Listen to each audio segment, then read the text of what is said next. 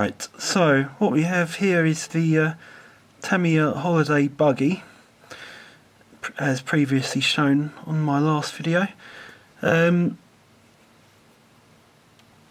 not much left of it at the moment. I'm part way through stripping it down, fixing it up.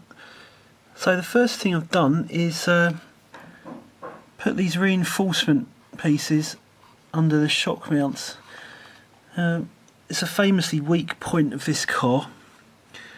I thought it was absolutely 100% okay when I bought it, but after undoing the left-hand shock, let's see if we can get this in focus, I found a small crack just on that thinnest point there next to the hole.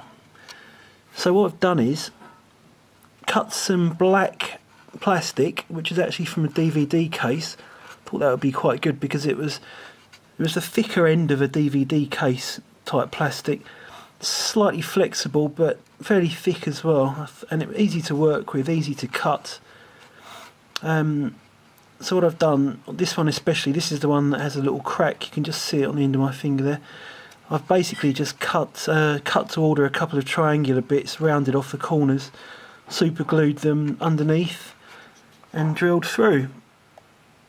And I've done it on both sides. Now I don't know if that's the best way to do that. I was completely winging it. I've heard of other people improving the problems you have with the shock mounts on this car by actually making a full brace going from one side to the other. Still something I could do later. Try not to go overkill. I don't intend on putting this car through hell. I'll drive it on reasonably friendly surfaces now and again, but it's not going to get raced or bashed or anything like that, so I don't see the trouble of going to the effort and possible for damaging the chassis by doing too much to it. Of course I can always change my mind about that if it's needed later. So that's the first bit of repair. Now this one, didn't really need to stick this one. Is it that one? No, this one. But I thought, because it was fine, but I thought I've done that side, reinforced it, might as well do it on the other side as well. So I've pretty much doubled the thickness of this platformy bit here that juts out, the shock mount itself, on both sides now. While I'm here, I cleaned out the inside, used a bit of meths to clean all the oil and grease off every single part of the car. Cleaned all the gears up, reinstalled the gears, re-lubricated. Got a new motor. This is a Dynamite 380. You can buy it on a number of different websites. Just a cheap 380 25 turn motor. I believe the standard turn for a 380 was 32, so this is 25. Should give me a bit more speed than a bog standard Mabuchi 380. I have ball raced.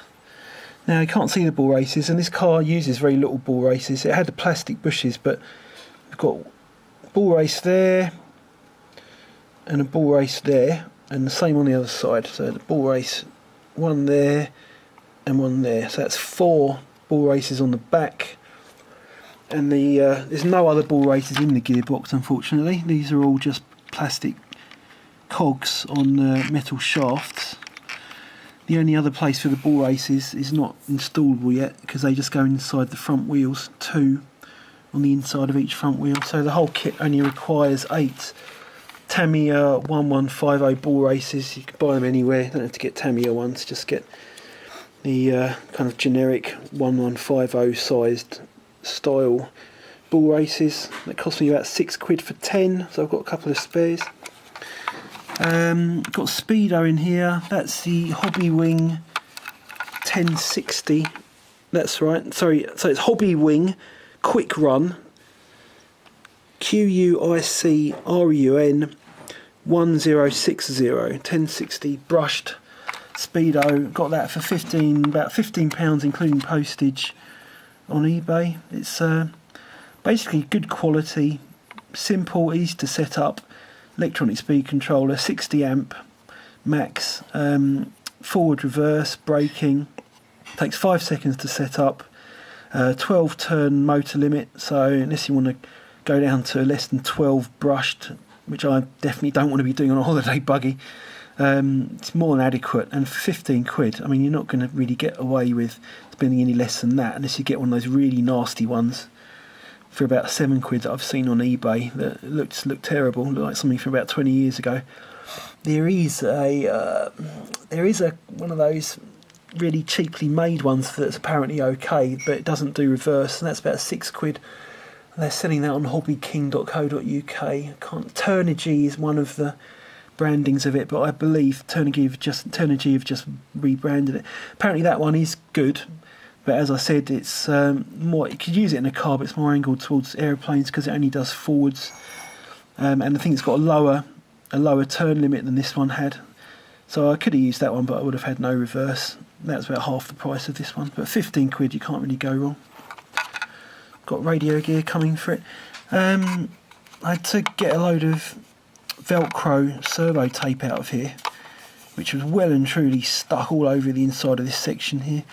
I managed to scrape it all off with a flat kind of bit of metal. Actually, I used one of the flat edges in the motor mounting. I just unscrewed it. It's got a nice sharpish flat edge on that motor mount. Used that.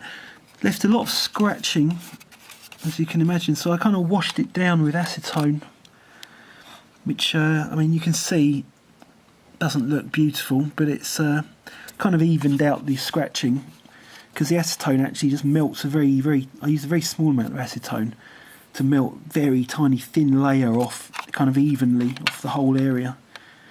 Same as sanding it, really, I suppose. I could have sanded it, but you know, sanding's not going to be easy to get in this kind of bathtub compartment with these walls on it, around all the sides.